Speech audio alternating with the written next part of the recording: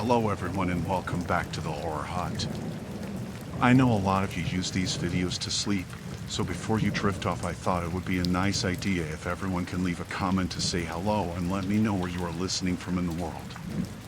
Right, let's get comfy and relax and let's begin. I had been driving for hours. The rain was coming down really bad and all I wanted was to get home and crawl into bed. But fate had other plans for me.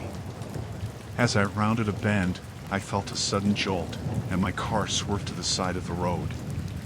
With a sinking feeling in my stomach, I realized that I had a flat tire. I pulled over to the side of the road, the rain beating down on the roof of my car as I struggled to keep my composure. I had never changed a tire before, and the thought of being stranded in the middle of nowhere filled me with dread. But I knew I had no choice. With trembling hands, I grabbed the jack and the spare tire from the trunk and set to work. As I struggled to loosen the lug nuts, I heard a noise in the distance, a rustling in the bushes that sent a shiver down my spine. I glanced around nervously, but I couldn't see anything in the darkness. With a sinking feeling in my stomach, I realized that I was not alone. Someone, or something, was out there in the darkness, watching me. But I pushed aside my fear and focused on the task at hand. I had to get this tire changed and get back on the road as quickly as possible. As I worked, the rain continued to pour down, soaking me to the bone and making it difficult to see. But I refused to give up, determined to get out of this situation alive. Just as I was about to finish changing the tire, I heard footsteps approaching from behind. My heart raced as I turned to see a group of figures emerging from the darkness, their faces obscured by the shadows. Panic gripped me as I realized that I was in serious danger. These people were not here to help me. They were here to harm me, or worse. With trembling hands, I fumbled for my phone, my fingers slipping on the wet screen as I tried to call for help. But to my horror, I realized that I had no signal. Desperation washed over me as I realized that I was completely on my own. With nowhere to turn for help, I knew that I had to rely on my own wits to survive. With a sinking feeling in my stomach, I realized that I had to make a run for it.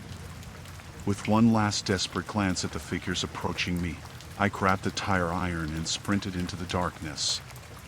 The rain pounded down on me as I ran, my heart pounding in my chest as I struggled to put distance between myself and my pursuers. I could hear them shouting behind me, their voices filled with malice and intent. But I refused to give up. I pushed myself harder, running faster than I ever thought possible as I tried to outpace my pursuers. With every step, the darkness seemed to close in around me, threatening to swallow me whole. But I refused to let it. I pushed forward, driven by nothing but sheer determination and the will to survive. Finally, after what felt like an eternity, I saw lights in the distance. With a surge of hope, I pushed myself even harder, my legs burning with exertion as I ran towards safety. And then, just when I thought I couldn't go on any longer, I reached the lights. I stumbled into a gas station, my breath coming in ragged gasps as I collapsed on the ground. But I was safe. I had escaped from whatever horror had been lurking in the darkness, and I was alive. As I lay there, catching my breath, I couldn't help but feel grateful. Grateful to be alive, and grateful for the simple act of breathing. And as I lay there, surrounded by the comforting glow of the gas station lights, I knew that I would never forget the terror of that night.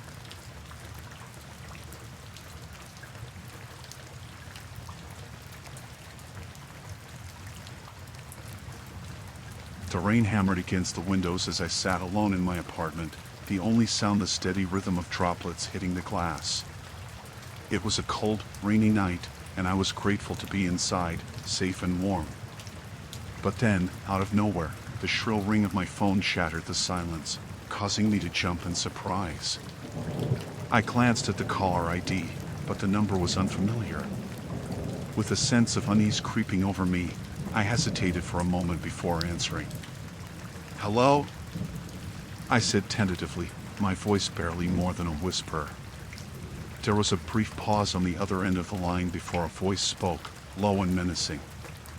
"Hello, Jack," it said, sending a chill down my spine. "I know your secrets, Jack. I know everything about you."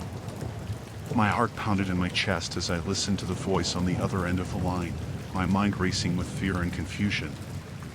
Who was this person, and how did they know so much about me? But before I could respond, the voice continued, its tone growing more taunting and sinister with each word. "You can't hide from me, Jack. I'm always watching. And if you don't do exactly what I say, there will be consequences." My blood ran cold as I listened to the caller's threats, my mind whirling with fear and uncertainty. Who was this person, and what did they want from me? But as the call dragged on, I realized that there was no escaping the terror that had suddenly invaded my life. I was being targeted by someone with a sinister agenda, and I had no idea how to stop them. With a sense of dread gnawing in my insides, I hung up the phone and sank onto the couch, my mind reeling with fear and confusion. What was I going to do? As I sat there, lost in my own thoughts, the phone rang again, its shrill sound cutting through the silence like a knife. With a sense of dread, I picked it up, bracing myself for another round of threats and taunts. But this time, it was different. This time, the caller's voice was filled with urgency and desperation. "Jack, you have to listen to me," they said, their voice shaking with fear. "You're in danger, Jack. You have to get out of there before it's too late." My heart pounded in my chest as I listened to the caller's words, my mind racing with fear and uncertainty. What did they mean? I was in danger. And how did they know what was happening to me? But before I could respond, the line went dead, leaving me alone in the darkness with nothing but my own thoughts and fears for company. With a sense of urgency, I jumped to my feet and began to pack a bag, throwing clothes and essentials into a backpack as quickly as I could. I didn't know where I was going or what I was going to do, but I knew that I had to get out of there before it was too late.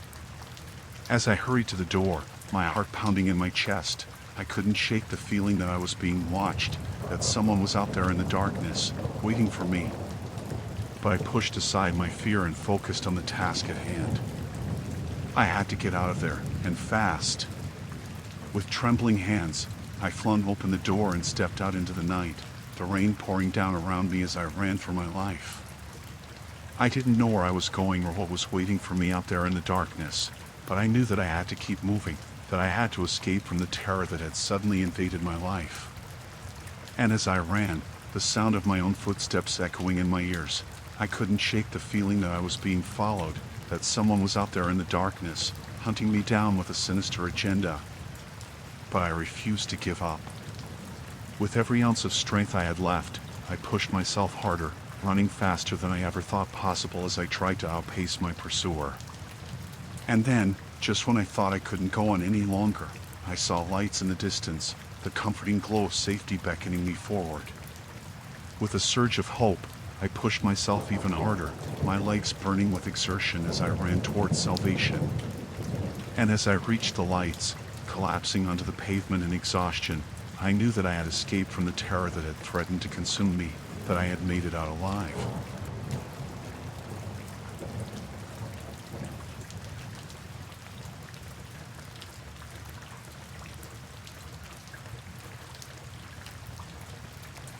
It was a rainy night, and I was driving home from work, the sound of rain drumming against the windshield drowning out the radio.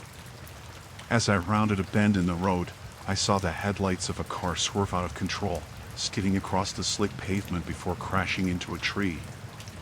My heart pounded in my chest as I slammed on the brakes and pulled over to the side of the road.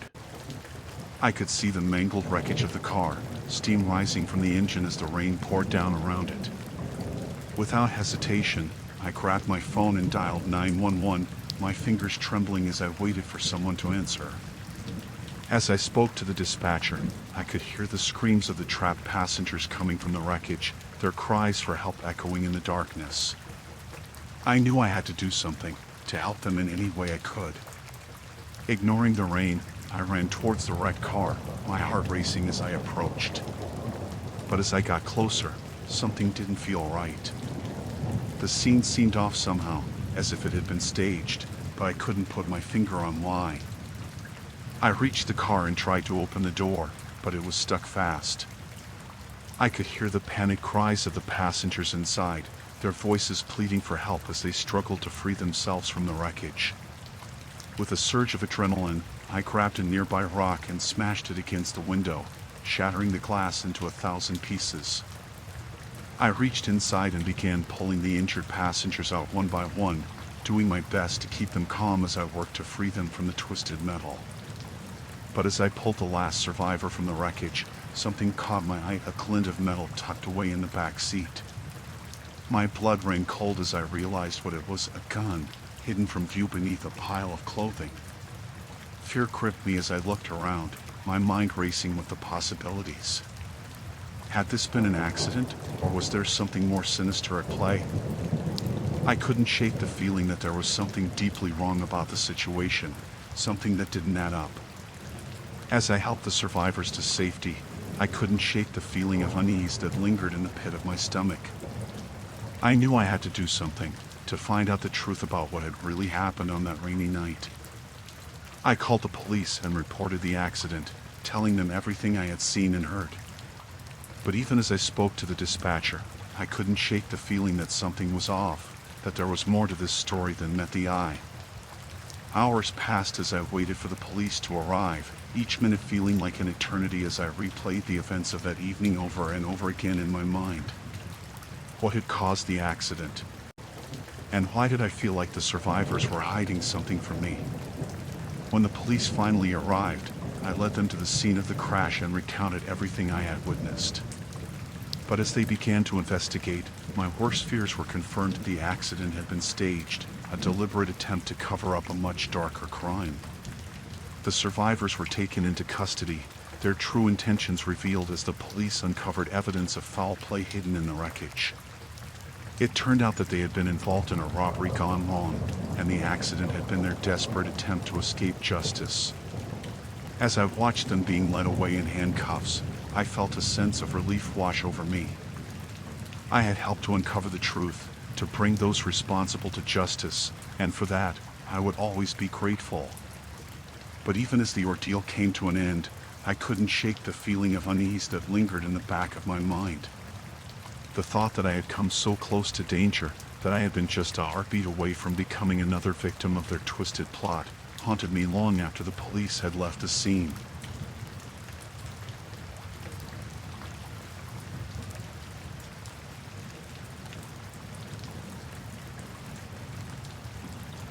The rain was coming down hard as I drove along the deserted highway, the sound of the downpour drumming against the roof of my car. It was late, and the darkness outside seemed to swallow up everything in its path. As I rounded a bend in the road, I saw someone standing on the side of the highway, their thumb outstretched in a silent plea for help. Without really thinking, I slowed down and pulled over, rolling down the window to offer them a ride. The person, a young man with a backpack slung over his shoulder, approached the car cautiously. "Thanks for stopping," he said, his voice barely audible over the sound of the rain.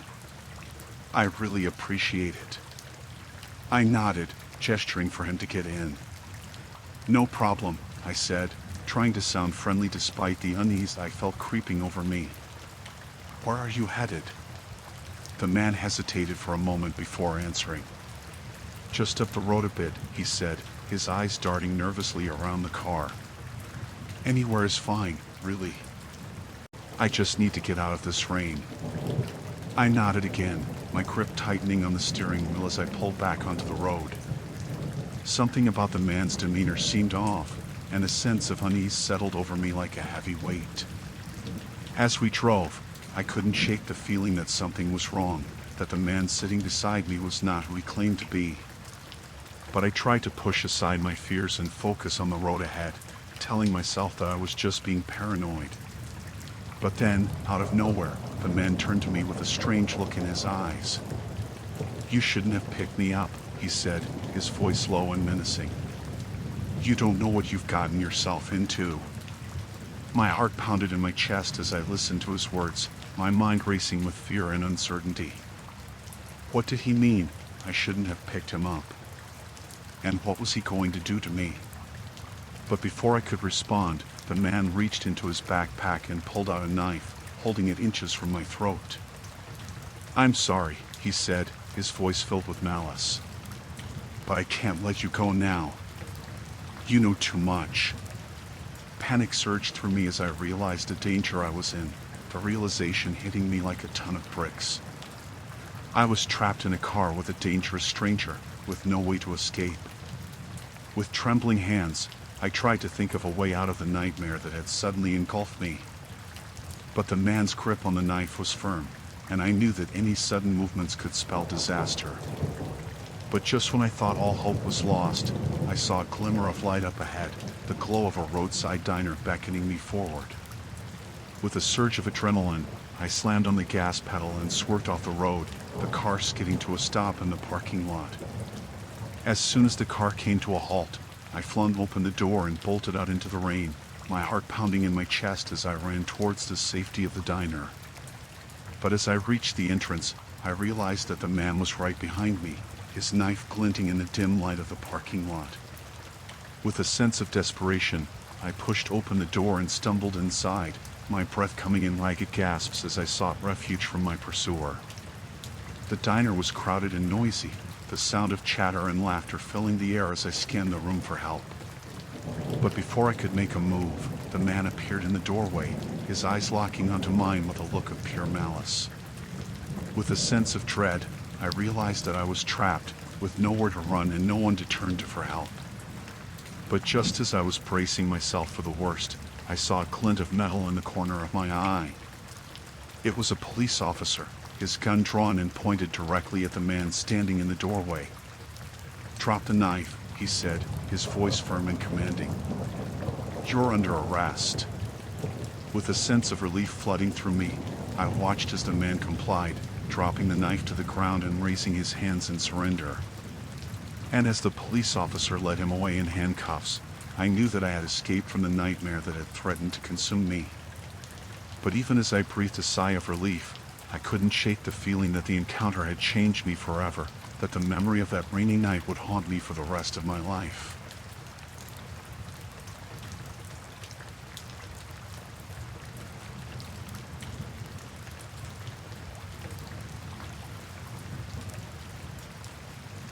It was raining and I just wanted to get home at this point, but I had taken a wrong turn somewhere, and now I found myself lost in the backwoods with no idea how to get back to the main road. As I continued down the narrow dirt path, my heart sank as I realized that I was completely alone, with no signs of civilization in sight. Panic began to rise in my chest as I tried to think of what to do next. Just when I thought things couldn't get any worse, I saw a flicker of movement up ahead, the silhouette of several figures emerging from the shadows of the trees. My blood ran cold as I realized that I wasn't alone out here in the wilderness. I slowed the car to a stop, my hands trembling on the steering wheel as I watched the figures approach. They were locals, that much was clear from the way they moved with purpose through the forest, their eyes fixed on me with a mixture of suspicion and hostility. I swallowed hard, trying to push down the rising sense of fear that threatened to overwhelm me. I had to stay calm, had to find a way out of the situation before it was too late.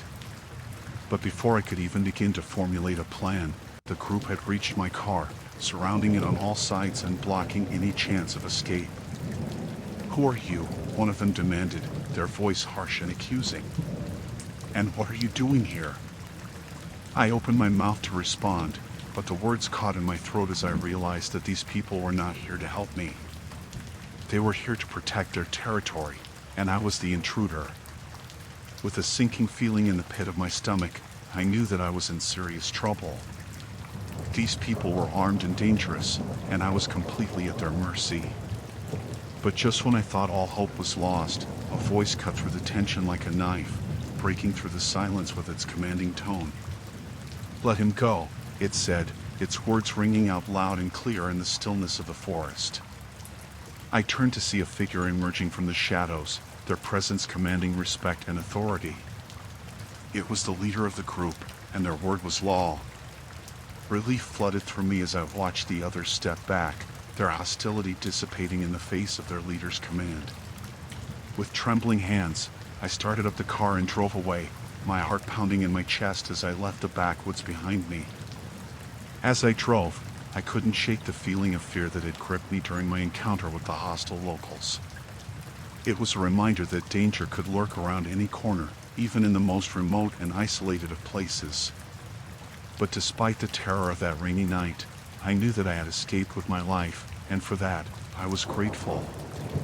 And as I finally found my way back to the main road, I vowed never to stray from the beaten path again.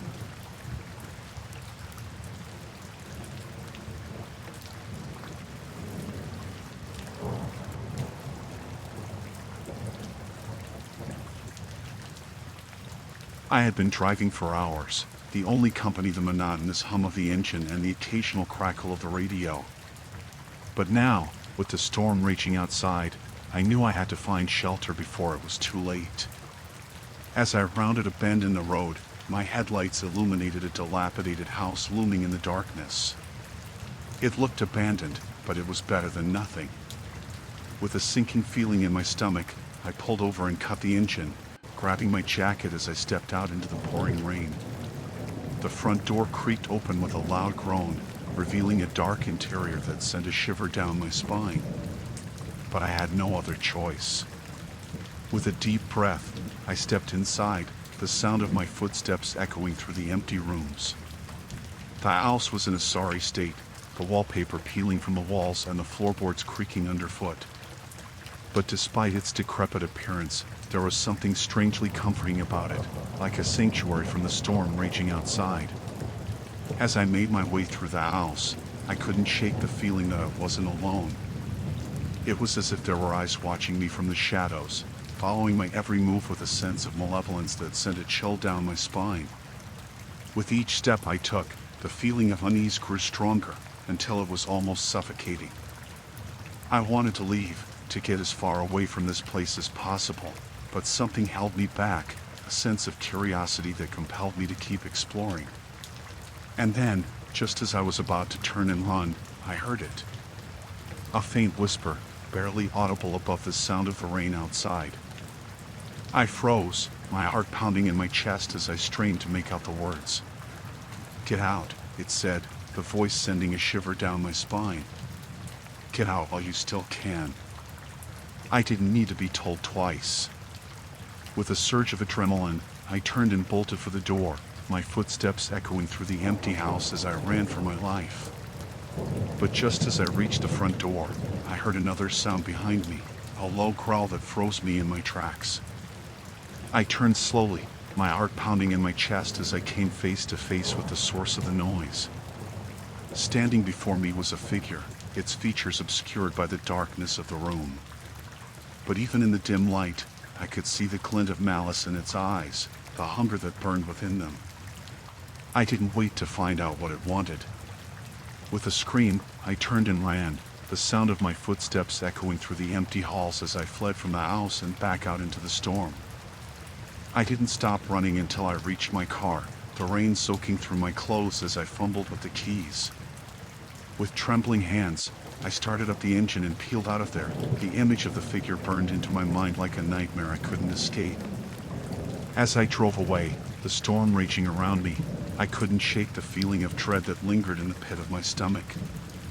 I had escaped from that house, but I knew that it would haunt me for the rest of my days.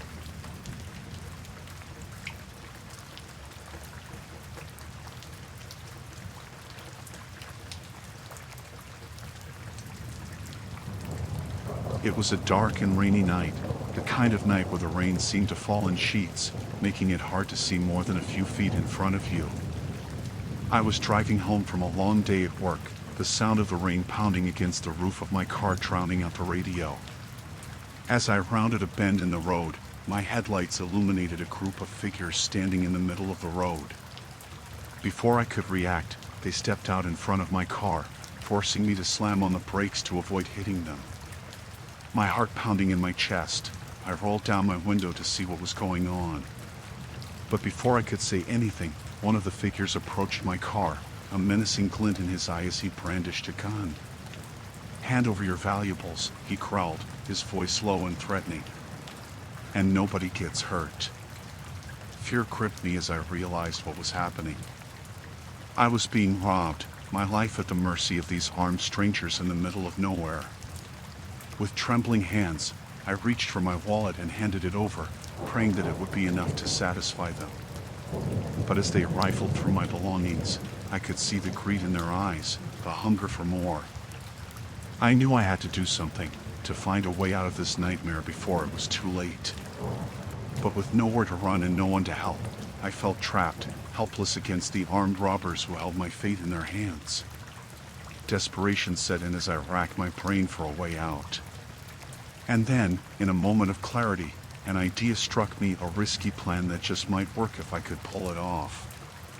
With a deep breath, I pretended to reach for something in the back seat of my car, distracting the robbers for just long enough to make my move. In one swift motion, I slammed my foot down on the gas pedal and tore away down the road, leaving the stunned robbers in my wake. As I sped away into the night, the adrenaline pumping through my veins, I knew I had escaped with my life. But the memory of that terrifying encounter would stay with me forever, a reminder of the dangers that lurk in the darkness, waiting to strike when you least expect it.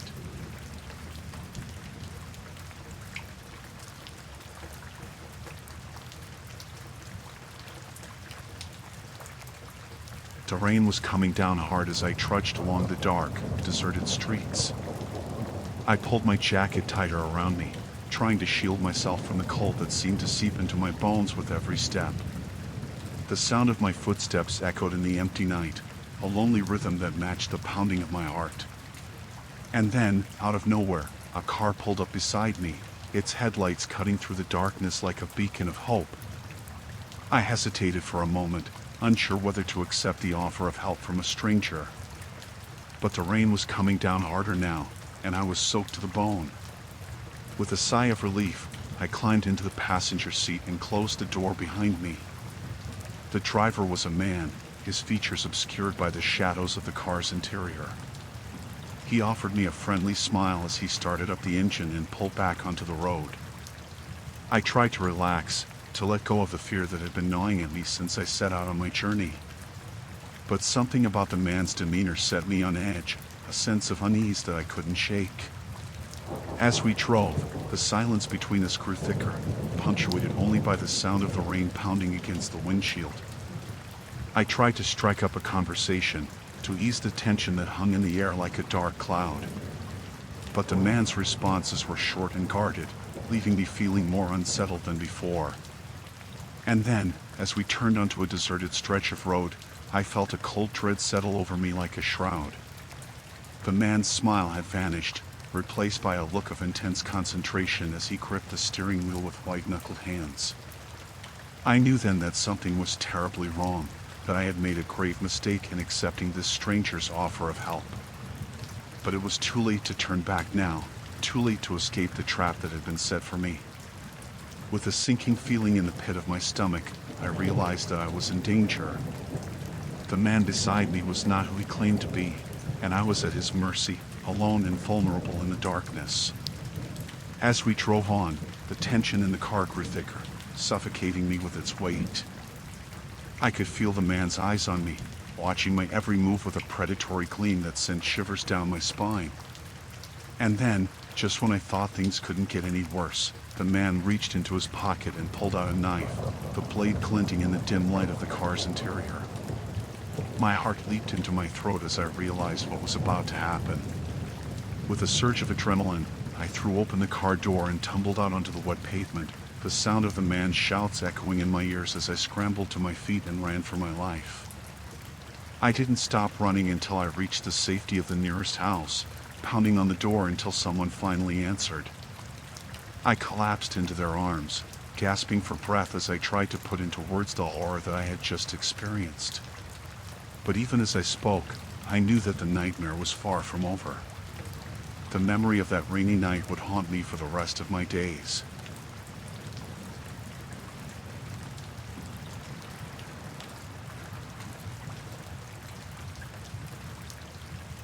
With each passing mile, the storm seemed to grow stronger, until the sky was nothing but a thick blanket of dark clouds, obscuring any trace of the moon or stars.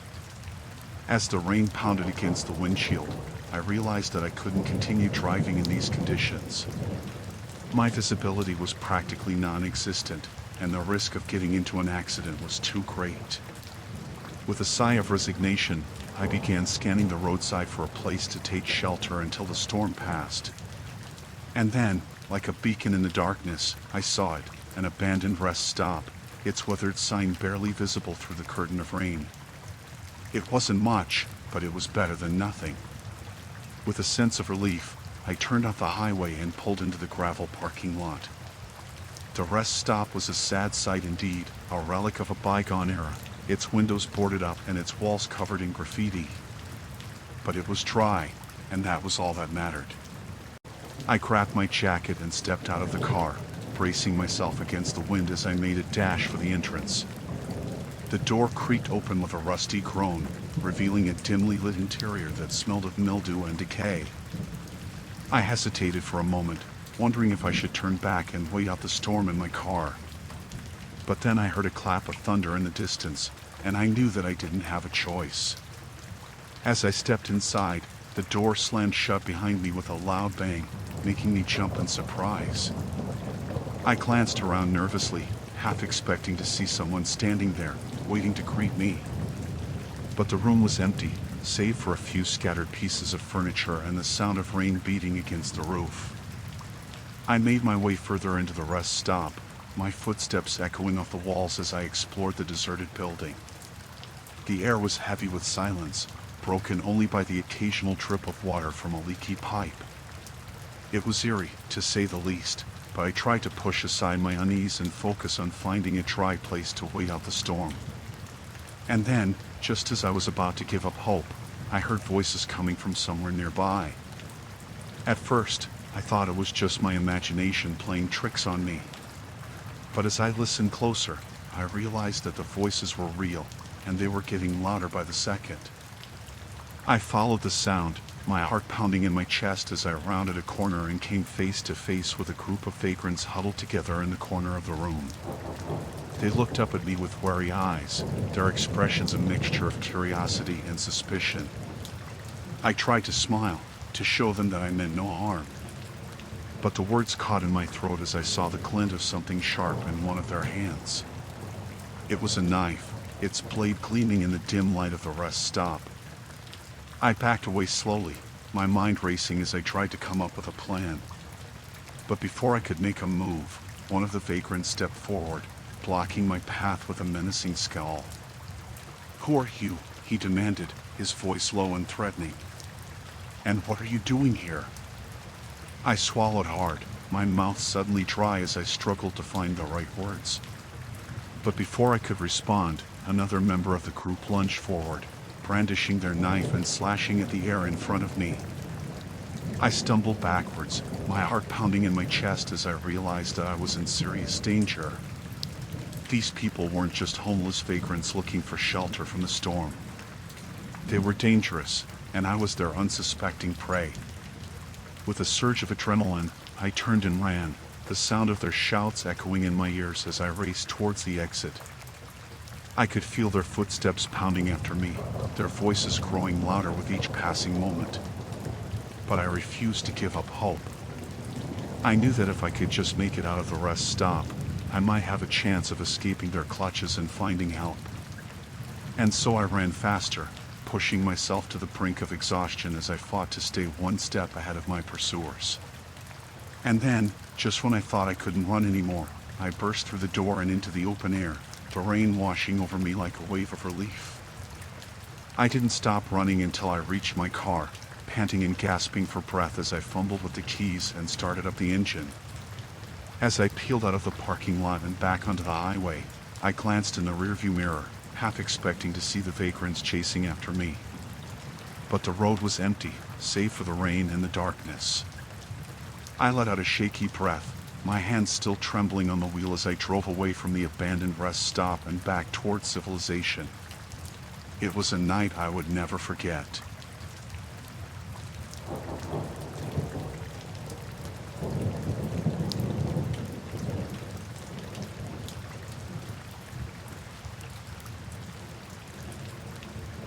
I had been driving for hours, trying to make it home before the storm hit, but it seemed like Mother Nature had other plans. As I navigated through the winding back roads, the water pooled on the asphalt, making it difficult to see where I was going. And then, just when I thought things couldn't get any worse, I hit a flooded section of road, my tires spinning helplessly in the rising waters. I cursed under my breath as I realized I was stuck, the water creeping up the sides of my car with each passing minute. Panic began to rise in my chest as I frantically tried to come up with a plan. I could call for help, but with no cell service out here in the middle of nowhere, I knew it would be hours before anyone arrived. And with the water continuing to rise, I didn't have that kind of time. Just when I was starting to lose hope, I saw headlights approaching in the distance. Relief flooded through me as I watched the car pull up alongside mine, the driver rolling down their window to offer assistance. "Need a hand?" they called out, their voice barely audible over the roar of the rain. I hesitated for a moment, my instinct screaming at me to be cautious. But desperation won out over caution, and I nodded gratefully as I stepped out of my car and into the downpour. The driver was a middle-aged man, his face weathered and worn from years of hard living. He smiled reassuringly as he offered me a hand, his grip surprisingly strong as he helped me onto the dry ground. "Thanks," I said, trying to ignore the nagging feeling of unease that tugged at the back of my mind. The man nodded, his smile widening as he gestured towards his car. "Hop in, I'll give you a lift into town. It's not safe to be out here alone in weather like this." I hesitated for a moment, my gut telling me that something wasn't right. But then I thought about the rising waters and the sinking feeling of dread that had been building in my chest, and I knew that I didn't have a choice. I climbed into the man's car, trying to push aside my fears as we drove off into the storm. But as the minutes turned into hours and we continued to drive further and further from civilization, I couldn't shake the feeling that something was seriously wrong. I tried to ask the man where we were going, but he just smiled enigmatically and refused to answer. And as the rain continued to pour down around us, I felt a sense of unease settle over me like a heavy blanket. Finally, just when I was starting to lose hope, we pulled off the main road and onto a narrow dirt track that disappeared into the darkness. My heart began to race as I realized that we were heading into the unknown, with no sign of civilization in sight. I considered making a run for it, but the man's grip on the steering wheel was ironclad, and I knew that I wouldn't stand a chance against him in a fight. So I sat there in silence, my mind racing as I tried to come up with a plan. And then, just when I thought all hope was lost, I saw a break in the trees up ahead. Relief flooded through me as I realized that we were approaching a clearing, and beyond that, the lights of civilization glimmered in the distance. With a surge of adrenaline, I knew that this was my chance to escape. I waited until the man slowed the car to a stop at the edge of the clearing, and then I made my move. I flung open the door and leapt out of the car, my feet hitting the ground running as I sprinted towards the lights of town. Behind me, I heard the man shouting curses, but I didn't stop to look back. I ran faster than I ever thought possible, the rain pounding against my skin as I raced towards safety. And then, just when I thought I couldn't run anymore, I burst through the tree line and into the open, my heart soaring as I saw the lights of town shining like a beacon in the distance. I didn't stop running until I reached the nearest gas station, where I collapsed on the pavement in a heap, gasping for breath as I tried to process what had just happened. But even as I lay there, shaken and exhausted, I knew that I had survived. And as the rain continued to pour down around me, I said a silent prayer of thanks for my narrow escape.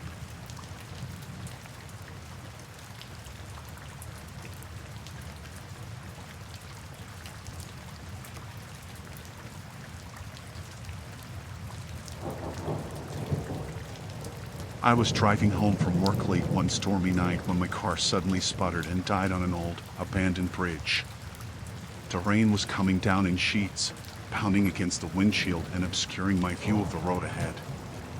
I tried to start the engine again, but all I got was the dreaded clicking sound of a dead battery. Panic surged through me as I realized that I was stranded in the middle of nowhere, with no cell service and no way to call for help. The only option was to sit tight and hope that someone would come along soon. As I sat in the darkness, listening to the rain drumming against the roof of my car, I couldn't shake the feeling of unease that washed over me. It was eerily quiet out there, with nothing but the sound of the storm to keep me company. But then, just as I was starting to feel truly alone, I heard the unmistakable sound of footsteps approaching from the direction of the bridge. My heart pounded in my chest as I strained to see through the rain-soaked windows, but all I could make out was the faint outline of a figure moving towards me. Fear gripped me as I realized that I was completely exposed out here on the bridge, with no way to defend myself if whoever was out there meant me harm. I fumbled for my phone, my hand shaking as I tried to dial 911, but the screen remained stubbornly dark. With a sinking feeling in the pit of my stomach, I realized that I was on my own out here, at the mercy of whoever was approaching in the darkness. Desperate for a way out, I unbuckled my seatbelt and flung open the car door, scrambling out into the pouring rain. My heart raced as I looked around, trying to spot any sign of movement in the darkness. And then, just as I was about to give up hope, I saw them, two shadowy figures emerging from the darkness, their faces hidden beneath the hoods of their jackets. My blood ran cold as I realized that these were not good Samaritans come to help me. They were something far more sinister. With a surge of adrenaline, I turned and ran, my feet slipping and sliding on the rain-soaked pavement as I sprinted towards the safety of the other side of the bridge.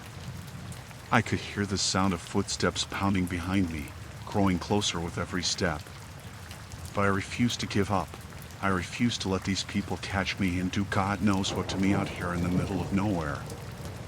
I pushed myself harder, my lungs burning and my legs aching as I ran faster than I ever had in my life. And then, just when I thought I couldn't go on any longer, I saw it, the end of the bridge looming up ahead, with the comforting glow of streetlights beckoning me towards safety. With one final burst of energy, I pushed myself forward, stumbling and tripping over the rough pavement as I raced towards freedom.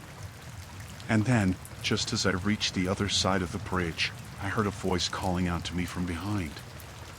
I didn't stop to look back, I didn't dare, but I could hear the urgency in their tone, the desperation to catch me before I slipped away. But I was too fast, too determined to escape, and before they could reach me, I was already disappearing into the darkness, leaving them behind on the abandoned bridge. As I ran, the rain still pounding down around me, I couldn't help but wonder what would have happened if I hadn't managed to escape, if I hadn't found the strength to keep going when all hope seemed lost. But I pushed those thoughts aside, focusing instead on putting as much distance between me and the bridge as possible. I didn't stop running until I reached the safety of the nearest town, where I collapsed onto the sidewalk, gasping for breath and shaking with fear. It was only then, as I sat there in the dim glow of the streetlights, that I allowed myself to truly process what had just happened, the terror of being trapped on that bridge, with nowhere to run and no one to help me. But I was alive. I had made it out alive, and that was all that mattered. And as I sat there, waiting for the police to arrive and take my statement, I couldn't help but feel a surge of gratitude for the small miracle that had allowed me to escape the clutches of those who meant me harm.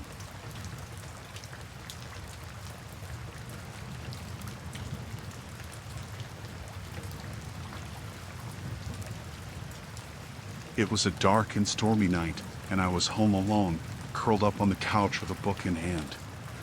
The sound of rain tapping against the windows filled the house, creating a cozy atmosphere.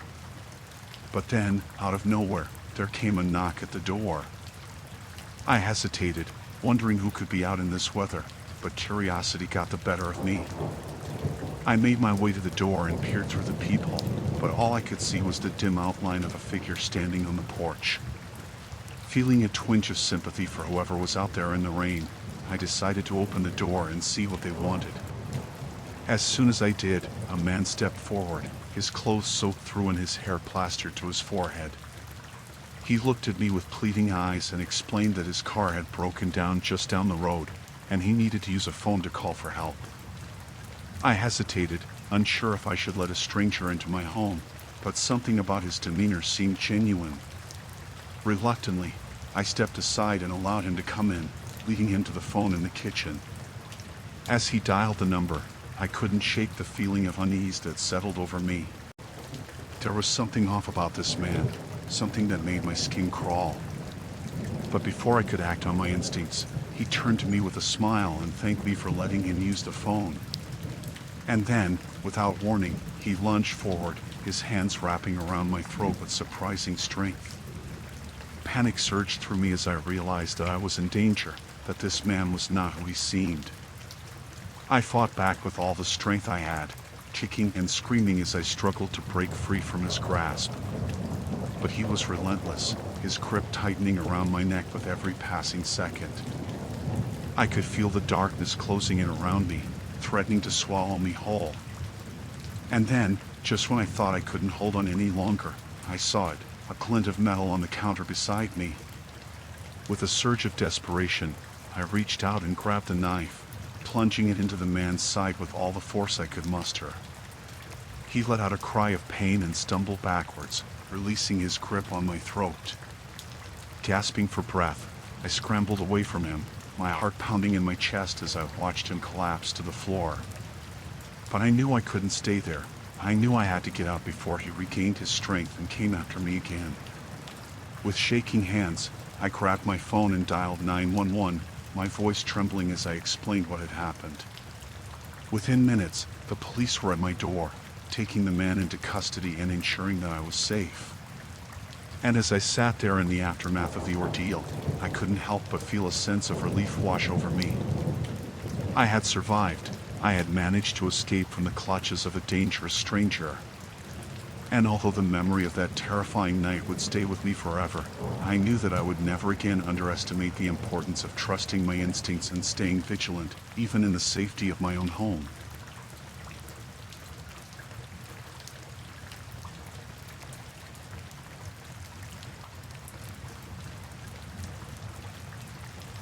It was a dreary day, rain pouring down relentlessly as I trudged through the mud, my boots sinking into the soggy ground with every step. I was part of a road crew tasked with restoring power to a small village that had been plunged into darkness by the storm. As I worked, the rain continued to fall, turning the road into a river of mud and making it difficult to see more than a few feet ahead.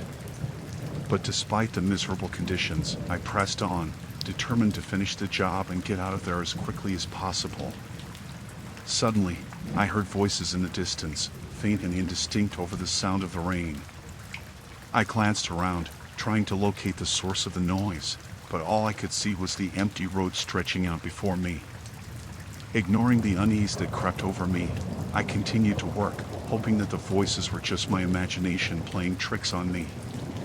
But as the minutes passed, the voices grew louder, closer, until I could make out what they were saying. They were speaking in hushed tones, their words muffled by the rain, but I could hear the urgency in their voices, the sense of urgency that sent a chill down my spine. I strained to make out what they were saying, but the words were lost in the sound of the storm. Then, out of the corner of my eye, I saw them, a group of figures emerging from the trees, their faces hidden beneath hoods and their footsteps silent against the muddy ground. My heart pounded in my chest as I watched them approach, a sense of dread washing over me like a wave. I tried to focus on my work, to block out the fear that threatened to consume me, but it was no use. The figures drew closer, their movements slow and deliberate, and I knew that I was in danger. Without a second thought, I dropped my tools and turned to run, my heart pounding in my chest as I sprinted down the road, my boots slipping and sliding in the mud. But no matter how fast I ran, the figures seemed to be gaining on me, their footsteps growing louder with each passing moment. I glanced over my shoulder, terror coursing through my veins as I saw them closing in, their faces twisted into masks of malice. I knew that I had to find help, to get out of there before it was too late. But just as I thought I couldn't run any further, I saw a flicker of light up ahead, the village, its windows glowing with the warm glow of electricity. With renewed determination, I pushed myself forward, my legs aching and my lungs burning with exertion. Finally, I reached the outskirts of the village, my chest heaving as I stumbled into the nearest house, banging on the door and begging for help. The door swung open, and I collapsed into the arms of the homeowner, my breath coming in ragged gasps as I tried to explain what had happened. But as I looked back towards the road, I saw no sign of the figures that had been chasing me, no trace of the terror that had haunted me only moments before. And as I sat there, safe and sound in the warmth of the house, I couldn't help but wonder, had it all been a trick of the mind, a hallucination brought on by exhaustion and fear? But deep down, I knew the truth. I had come face to face with something truly sinister out there in the rain, something that I couldn't explain or comprehend.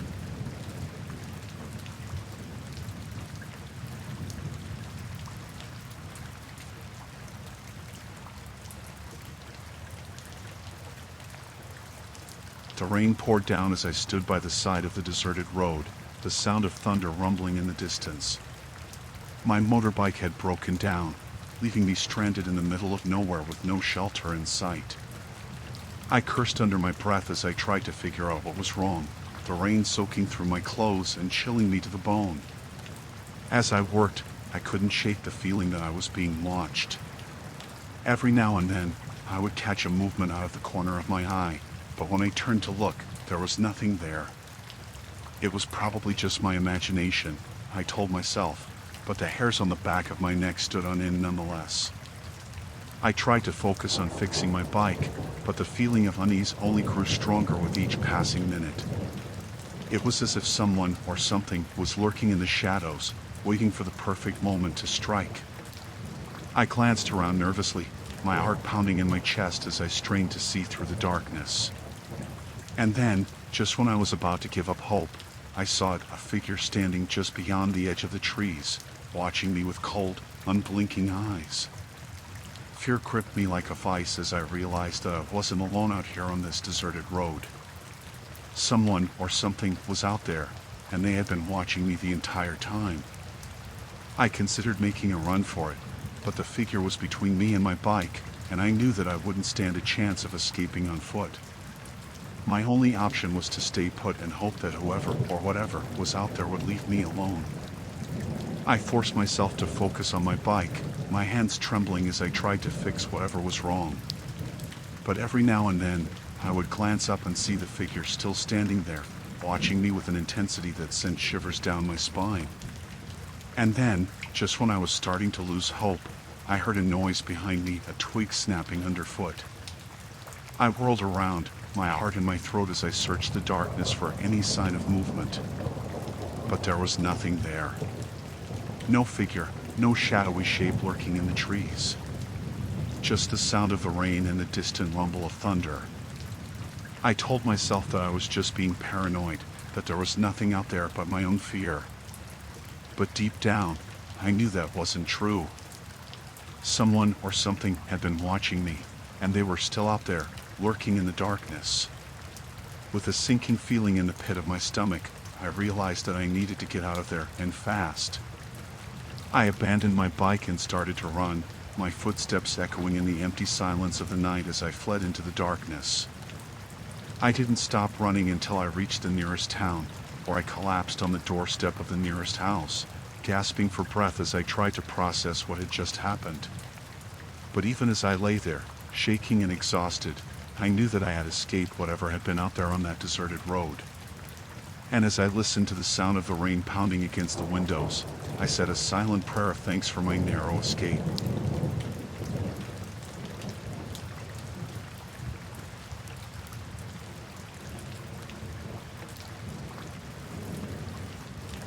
The rain poured down relentlessly as I drove along the deserted road, the windshield wipers barely able to keep up with the deluge.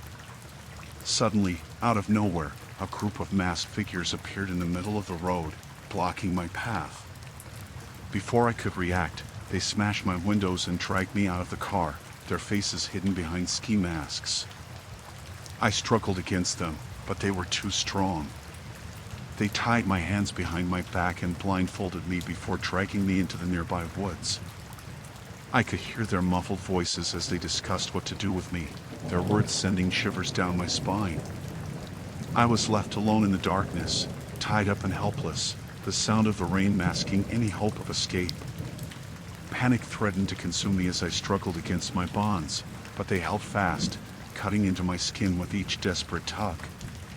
Time seemed to stretch on endlessly as I lay there in the darkness, the sound of my own heartbeat pounding in my ears. I didn't know who these people were or what they wanted from me, but I knew that I needed to find a way out before it was too late. With every ounce of strength I had left, I wriggled and squirmed, trying to loosen the ropes that bound me. It felt like an eternity, but finally, after what must have been hours, I felt the knots start to give way. With a surge of adrenaline, I managed to free my hands and tear off the blindfold, blinking in the dim light of the forest. But I knew I wasn't safe yet. I had to move fast if I wanted to get out of here alive.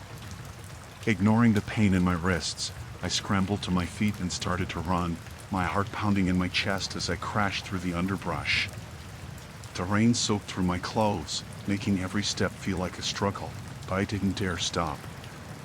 I could hear the sounds of pursuit behind me, the shouts of my captors echoing through the trees. I pushed myself to go faster, my lungs burning with exertion as I dodged branches and roots in the darkness. Just when I thought I couldn't run anymore, I burst out of the trees and into a clearing, my breath coming in ragged gasps as I scanned the horizon for any sign of civilization.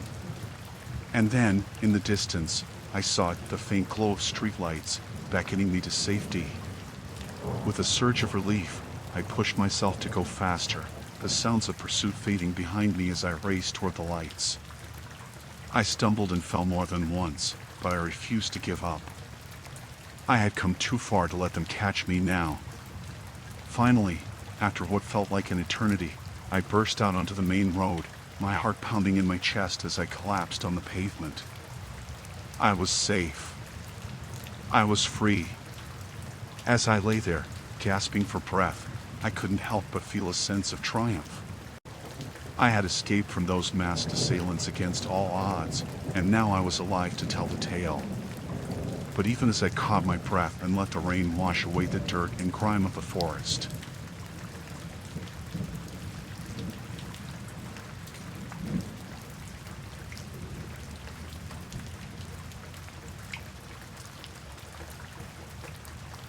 the rain poured down in torrents as I sat in my car, the windshield wipers struggling to keep up with the downpour. I glanced out at the desolate stretch of road ahead, feeling a sense of unease creeping over me. As the minutes ticked by, the sense of being watched only intensified, sending shivers down my spine. I couldn't shake the feeling that someone or something was out there, lurking in the darkness just beyond the reach of my headlights. I tried to brush off my unease, telling myself that it was just my imagination running wild. But deep down, I knew that something wasn't right. The hairs on the back of my neck stood on end as I scanned the darkness, searching for any sign of movement. And then, just as I was about to dismiss my fears as irrational, I saw a shadowy figure lurking in the trees at the edge of the road. My heart skipped a beat as I realized that I was now alone out here in the darkness. Panic surged through me as I fumbled for my phone, my hands trembling as I dialed for help. But as the line rang out, I realized with a sinking feeling that there was no signal out here in the middle of nowhere. I was on my own, with no way to call for help and no idea what or who was lurking out there in the darkness. The sense of isolation was overwhelming, leaving me feeling vulnerable and exposed. I knew I needed to get out of here, to find somewhere safe until help arrived. But as I opened the car door and stepped out into the rain, I couldn't shake the feeling that I was walking into a trap. Every shadow seemed to hide a potential threat, every rustle of leaves sending my heart racing. I moved quickly, scanning the darkness for any sign of movement as I searched for shelter from the storm. And then, just when I thought I couldn't take it anymore, I saw a small, run-down cabin nestled among the trees. Relief flooded through me as I hurried toward it, praying that it would provide some respite from the storm. But as I approached the cabin, I felt a chill run down my spine. Something wasn't right. The windows were dark, and there was no sign of life inside. It was as if the cabin had been abandoned for years. I hesitated for a moment, torn between seeking shelter and fleeing back to the safety of my car. But the thought of spending another minute out here in the rain was too much to bear. With a deep breath, I pushed open the door and stepped inside, the creak of the hinges echoing through the empty space.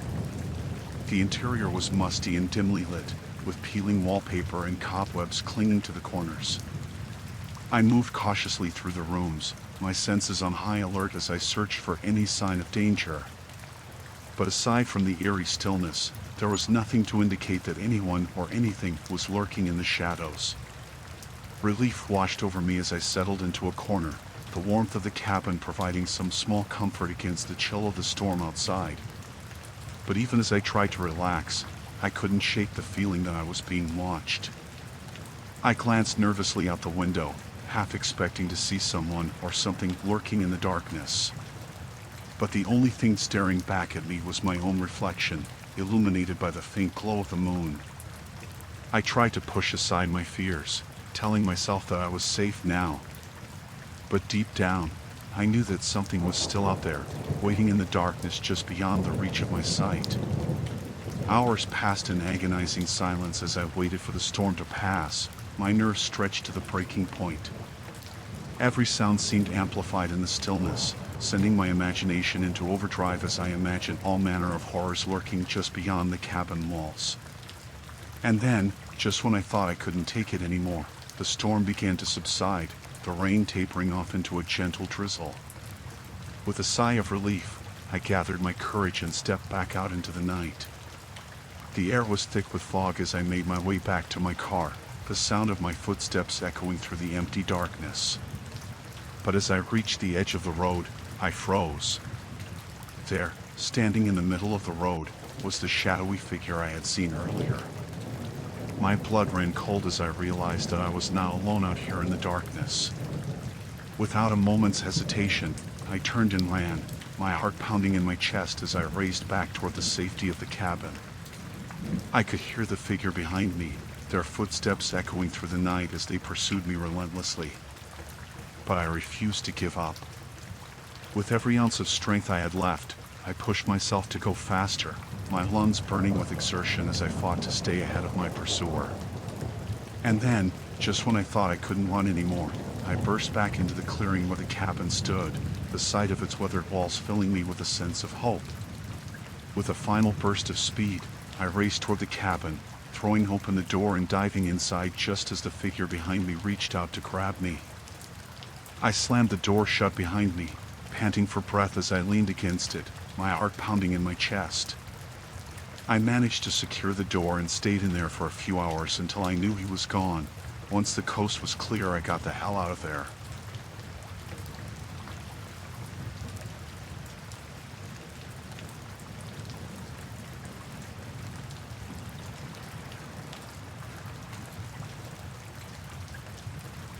The rain was heavy as I drove down the dark, winding road. Thunder rumbled in the distance, adding to the ominous atmosphere as I navigated through the storm. As I rounded a bend, I saw a flicker of light up ahead, a small gathering of people standing in the cemetery. Curiosity got the better of me, and I slowed down to get a closer look. The rain pounded against the windshield as I squinted through the gloom, trying to make out what was happening. As I drew nearer, I could see that the group was holding a vigil around a freshly dug grave. The sight sent a shiver down my spine, and I felt a sense of unease creeping over me. Something about the scene seemed off, but I couldn't quite put my finger on it. The people gathered around the grave were silent, their faces obscured by the shadows cast by their umbrellas. I debated whether to stop and investigate further, but a voice in the back of my mind warned me to stay away. There was something about the situation that didn't sit right with me, and I didn't want to get involved in something I didn't understand. With a sense of foreboding, I decided to keep driving, putting as much distance between myself and the cemetery as possible. As I glanced in the rearview mirror, I saw the group fade into the distance, their figures becoming nothing more than silhouettes against the backdrop of the storm. I couldn't shake the feeling of dread that lingered in the pit of my stomach as I continued on my way. The rain continued to fall, the sound of it drumming against the roof of my car like a steady heartbeat. As I drove, I couldn't shake the feeling that I was being watched. Every shadow seemed to hold a hidden threat, every rustle of leaves sending a chill down my spine. I gripped the steering wheel tighter, my heart pounding in my chest as I tried to focus on the road ahead. But no matter how hard I tried to push the feeling away, it lingered like a shadow at the edge of my consciousness. I knew I needed to do something, to shake off this sense of impending doom that hung over me like a dark cloud. With a trembling hand, I reached for my phone and dialed 911, my voice shaking as I explained what I had seen at the cemetery. The dispatcher assured me that they would send someone to investigate, but I couldn't shake the feeling that I was in danger. With a sense of urgency, I continued on my way, my eyes darting nervously from side to side as I scanned the road for any sign of trouble. Minutes stretched into hours as I drove, the rain showing no signs of letting up. I felt a sense of relief wash over me as I finally saw the lights of the police car in the distance, their flashing blue and red lights cutting through the darkness like beacons of hope. I pulled over to the side of the road and watched as the officers approached, their expressions grim as they listened to my story. I felt a sense of validation wash over me as I recounted what I had seen at the cemetery, knowing that I had done the right thing by alerting them to the possible danger. With a nod of thanks, the officers assured me that they would handle the situation from here. As I watched them disappear into the night, I felt a weight lift from my shoulders, knowing that I had done my part to ensure the safety of others. As I continued on my way, the rain began to taper off, the storm finally passing as quickly as it had come. But even as the skies cleared, I couldn't shake the feeling that something dark and sinister lurked just beyond the edge of my vision. I knew that I would never forget what I had seen that night, and that the memory of the mysterious vigil in the cemetery would haunt me for the rest of my days. But for now, I was grateful to be alive, knowing that I had escaped whatever danger lurked in the darkness.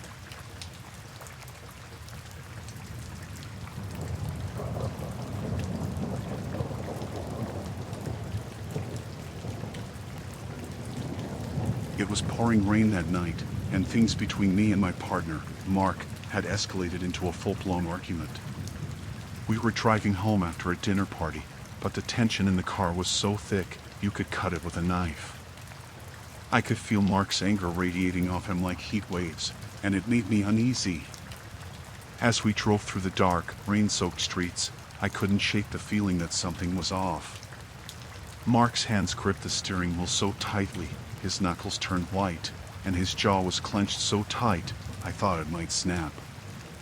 I tried to make small talk to lighten the mood, but he just grunted in response, his eyes fixed on the road ahead. I glanced over at him and saw the anger burning in his eyes, and it sent a shiver down my spine. It was like he was a completely different person, someone I didn't recognize. I felt a knot form in the pit of my stomach, and I knew I had to get out of the car, but there was nowhere to go. We were miles from home, and the rain was coming down in sheets.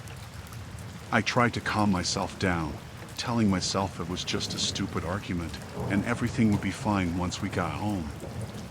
But as we drove further into the night, I couldn't shake the feeling that something was seriously wrong.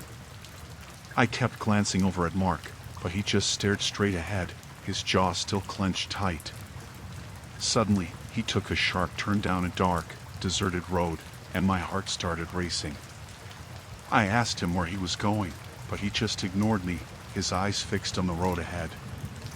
I felt a surge of panic rising inside me, and I knew I had to get out of the car before it was too late. I reached for the door handle, but Mark slammed on the brakes, sending me flying forward against the dashboard. He turned to me with a wild look in his eyes, and I realized then that I was in serious danger. I screamed for him to let me out, but he just laughed and grabbed me by the arm, dragging me back into my seat. I fought against him with all my strength, but he was too strong, and I was no match for him. He leaned in close, his hot breath tickling my ear, and whispered something so sinister it made my blood run cold. I knew then that I had to get away from him, no matter what it took. I waited for the perfect moment, and when he was distracted by something outside, I made a break for it. I flung open the door and tumbled out of the car, rolling onto the wet pavement. I scrambled to my feet and ran as fast as I could, the rain pelting down on me like icy daggers. I didn't look back, not even once, afraid that if I did, I'd see Mark coming after me. I ran until my lungs were burning and my legs felt like they were going to give out, but I didn't stop until I reached the nearest gas station. I collapsed onto the pavement, sobbing with relief, knowing that I had escaped with my life.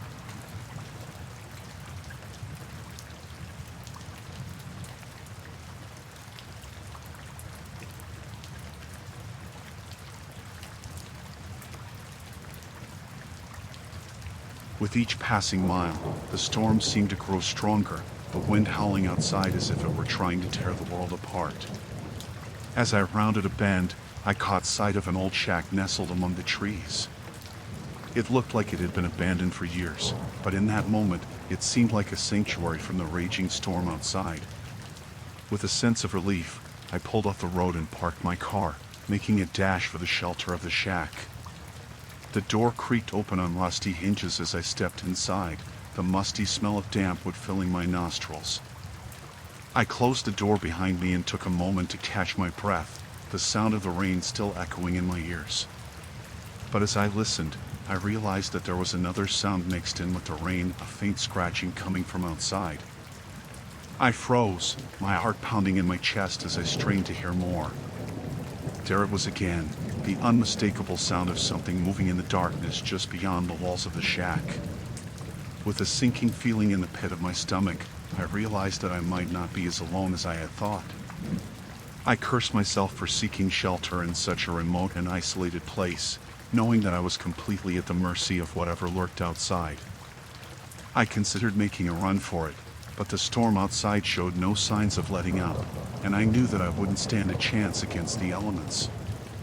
Instead, I hunkered down in the corner of the shack, my heart racing as I waited for whatever was out there to make its move. Minutes stretched into hours as I sat there in the darkness, the sound of the rain and the scratching outside the only things keeping me company. With each passing moment, the feeling of dread in the pit of my stomach grew stronger, until it felt like I was drowning in it.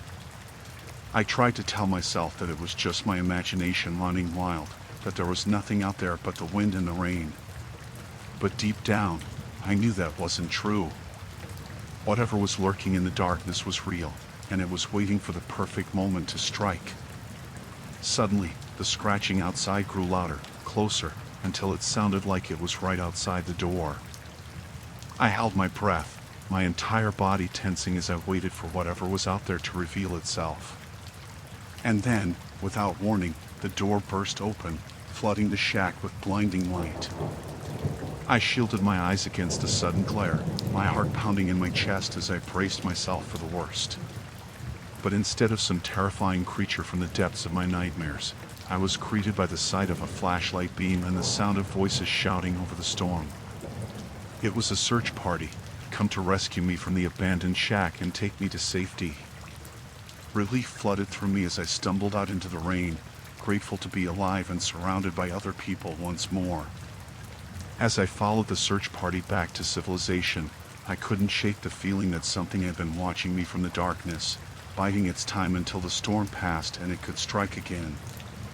But for now, I was safe, and that was all that mattered. As the lights of the town came into view, I made a silent vow never to venture into the wilderness alone again.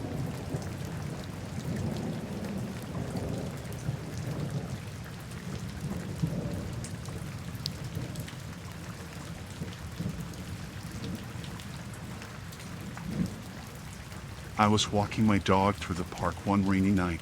My dog, Max, trotted happily beside me, his tail wagging as he sniffed at the wet grass. As we made our way along the winding paths, I couldn't shake the feeling that something wasn't quite right. It was late, and the park was deserted, the only light coming from the occasional street lamp casting long shadows across the empty pathways. I glanced over my shoulder, but there was no one there, just the darkness stretching out behind us like an endless abyss. Still, the feeling of unease persisted, gnawing at the edges of my consciousness like a hungry animal. I quickened my pace, eager to get home and out of the rain. But no matter how fast I walked, the feeling of being watched never left me, hovering just beyond the reach of my senses like a shadow in the night. Suddenly, Max stopped in his tracks, his ears pricking up as he sniffed at the air. I followed his gaze, my heart skipping a beat when I saw the figure standing at the edge of the trees, watching us with an intensity that sent chills down my spine. I tried to call out to them, to ask if they needed help or if they were lost.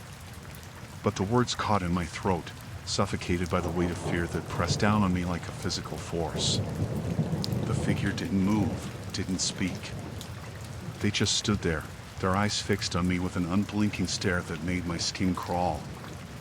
And then, as suddenly as they had appeared, they melted back into the darkness, disappearing into the night like a ghost. I wanted to run, to flee from the park and never look back. But something held me rooted to the spot, some primal instinct telling me that to move would be to invite disaster. I glanced down at Max, but he seemed unfazed by the encounter, his tail still wagging as he sniffed at the ground. It was as if he hadn't seen the figure at all, as if they were nothing more than a trick of the light. But I knew better. I could still feel the weight of their gaze on me, a silent threat that lingered long after they had vanished into the night. With a trembling hand, I reached for my phone, my fingers fumbling with the screen as I tried to dial for help. But when I looked up, the figure was back, closer this time, their eyes burning with a cold, unyielding intensity. I froze, my breath catching in my throat as they stepped forward, their movements slow and deliberate. Panic surged through me, threatening to overwhelm my senses as I scrambled to find some way to defend myself. But before I could react, Max lunged forward, his teeth bared in a menacing snarl. The figure hesitated, taken aback by the sudden aggression, and in that moment, I saw my chance. With a burst of adrenaline-fueled strength, I turned and ran, Max at my heels as we tore through the park in a desperate bid for freedom. Behind us, I could hear the sound of footsteps pounding on the wet pavement, growing closer with each passing moment. I didn't dare to look back, didn't dare to see what horrors lurked in the darkness behind me. I just ran, my heart pounding in my chest as I raced towards the safety of home. And then, just when it seemed like all hope was lost, I saw the lights of civilization looming ahead, the promise of safety and sanctuary beckoning me forward like a guiding star. With one final burst of speed, I pushed myself forward, my legs burning with exertion as I sprinted towards the safety of the streetlights. And then, with a cry of relief, I stumbled into the waiting arms of a passerby, collapsing against them in a flood of tears and adrenaline. They must have seen the terror in my eyes, the raw fear that still gripped me even as I clung to the safety of their embrace. But they didn't ask questions, didn't pry into the horrors that had chased me through the night. Instead, they wrapped their arms around me and held me close, offering comfort and solace in the midst of my terror. And as I buried my face in their shoulder, I knew that I was safe, that whatever had been lurking in the darkness would never be able to reach me again. For in that moment, I was no longer alone. I was surrounded by the warmth and light of humanity, a beacon of hope in the endless sea of darkness that stretched out before me. And as long as I had that, I knew that I would always be able to find my way home.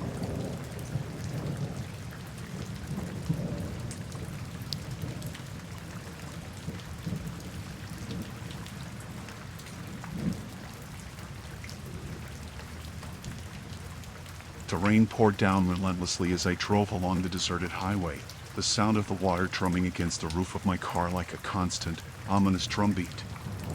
The night was dark and cold, the only light coming from the dim glow of my headlights cutting through the darkness. As I rounded a bend in the road, I saw it, a flash of light up ahead, flickering like a dying flame in the distance. My heart skipped a beat as I realized what it was, a distress signal, coming from a stranded motorist on the side of the road. Without hesitation, I pulled over, my hands trembling as I reached for my phone to call for help. But as I stepped out of the car and approached the other vehicle, a sense of unease washed over me like a wave crashing against the shore. The car was empty, its doors standing open like gaping mouths in the darkness. There was no sign of the motorist, no indication of what had happened to them. And then, as I drew closer, I saw it, a glint of metal in the shadows, the unmistakable shape of a knife gleaming in the dim light. My blood ran cold as I realized what was happening. This wasn't a stranded motorist in need of help. It was a trap, set by someone with malicious intent. Panic surged through me, threatening to overwhelm my senses as I turned to flee back to my car. But it was too late. They were already upon me, emerging from the darkness like wraiths from the depths of hell. Their faces were hidden behind masks, their movements swift and precise as they closed in around me, trapping me like a cornered animal. I tried to fight back, to scream for help, but the words caught in my throat, stifled by the weight of fear that pressed down on me like a suffocating blanket. All around me, I could hear the sound of their laughter, low and menacing like the growl of a hungry predator. With a surge of adrenaline-fueled strength, I broke free from their grasp and bolted towards my car, my heart pounding in my chest like a drumbeat of impending doom. But they were faster, stronger, their hands closing around me like iron chains, dragging me back into the darkness. I struggled against them, kicking and screaming as they pinned me to the ground, their laughter echoing in my ears like the tolling of a death knell. And then, just when it seemed like all hope was lost, I saw it, a glimmer of light in the distance, the unmistakable shape of headlights cutting through the darkness like a beacon of salvation. With a surge of desperate hope, I redoubled my efforts, fighting with every ounce of strength I had left. And then, with a final burst of adrenaline-fueled energy, I broke free from their grasp and staggered towards the light, my heart pounding in my chest like a jackhammer. I reached the car just as the driver stepped out, their face a mask of concern as they rushed to my side. Without a word, they helped me into the safety of their vehicle, their presence a comforting reassurance in the midst of the chaos. As we drove away from the scene, I glanced back at the deserted highway. The image of those masked figures burned into my memory like a brand. But I knew that I was safe now, that I had escaped the clutches of those who would do me harm. And as the rain continued to fall outside, I breathed a sigh of relief, grateful to be alive and thankful for the stranger who had come to my rescue. For in that moment, I knew that I would always be able to find my way home, no matter how dark the road ahead may seem.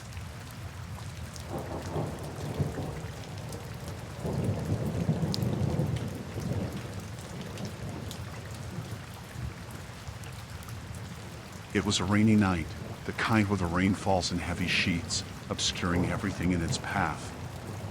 I was walking through the woods, trying to clear my head after a long day at work, when I stumbled upon something that made my blood run cold. Through the trees, I could see a flickering light in the distance, accompanied by the sound of chanting. Intrigued, I crept closer, careful to stay hidden in the shadows. As I got closer, I could make out figures gathered around a bonfire, their faces obscured by the darkness. But even from a distance, I could sense something sinister about them, something that sent shivers down my spine.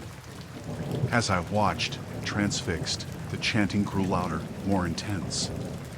It sent a chill down my spine, a feeling of unease settling in the pit of my stomach. I knew I should turn back, leave well enough alone and pretend I hadn't seen anything. But curiosity got the better of me, urging me forward despite the warning bells ringing in my head. As I crept closer, trying to get a better look, I stumbled over a branch, the snap echoing through the silent forest like a gunshot. My heart pounding in my chest, I froze, praying that I hadn't been hurt. But it was too late. The chanting stopped abruptly, replaced by an eerie silence that seemed to stretch on forever. And then, to my horror, the cultists turned as one, their eyes locking onto me with a predatory gleam.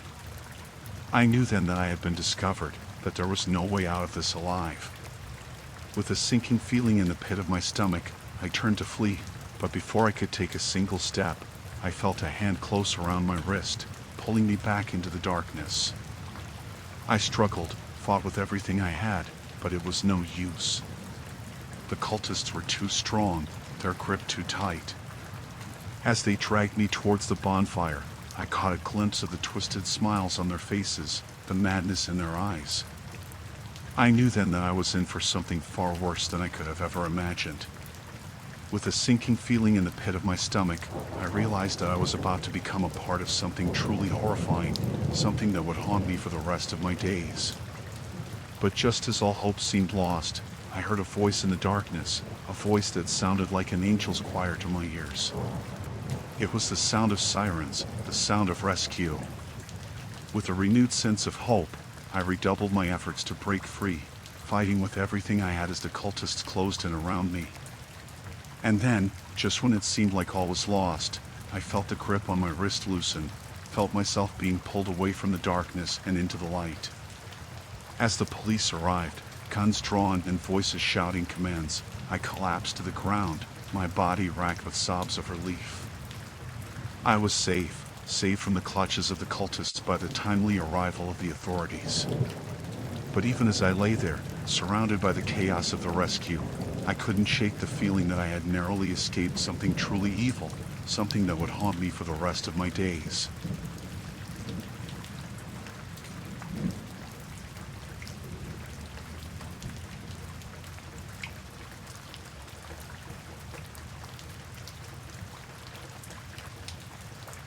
It was one of those nights where the rain fell in a relentless downpour, the kind of rain that makes you want to stay indoors and curl up with a good book.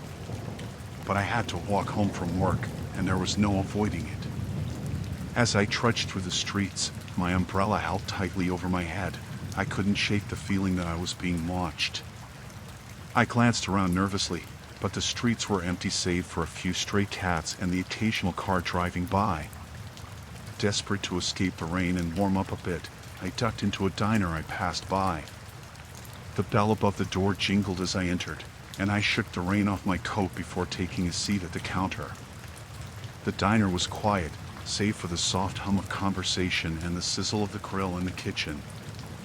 I ordered a coffee and tried to relax, but the feeling of being watched persisted. I glanced around the diner, trying to spot whoever was staring at me, but all I saw were a few tired-looking patrons huddled over their meals. And then I saw them. 3 men sitting at a table in the corner, their eyes fixed on me with an intensity that sent a shiver down my spine. I tried to ignore them, to focus on my coffee and pretend like everything was normal, but I couldn't shake the feeling that something was off. As I finished my coffee and got up to leave, the 3 men stood up as well, their eyes never leaving me. My heart began to race as I realized they were following me. I quickened my pace, trying to put some distance between us, but no matter how fast I walked, they were always right behind me. I turned down side streets, hoping to lose them in the maze of alleyways, but they were relentless, their footsteps echoing ominously in the empty streets. Panic began to rise in my chest as I realized I was being hunted, that these men meant me harm. I had to think fast, find a way to escape before it was too late. I ducked into an alley and hid behind a dumpster, holding my breath as I listened for any sign of my pursuers. But all I could hear was the pounding of my own heart, the sound of my ragged breath echoing in my ears. And then I saw them, their shadows looming large in the dim light of the alley. I held my breath, praying they wouldn't find me, but it was no use. With a sinking feeling in the pit of my stomach, I realized that there was no way out, that I was trapped with nowhere to run. But just as all hope seemed lost, I heard the sound of sirens in the distance, growing louder with each passing moment. Relief flooded through me as I realized that help was on the way. The men froze, their faces pale with fear as the police cars pulled up, lights flashing and sirens blaring. With a shout, the officers leaped out of their cars, guns drawn and ready for action. The men tried to run, but they were no match for the police.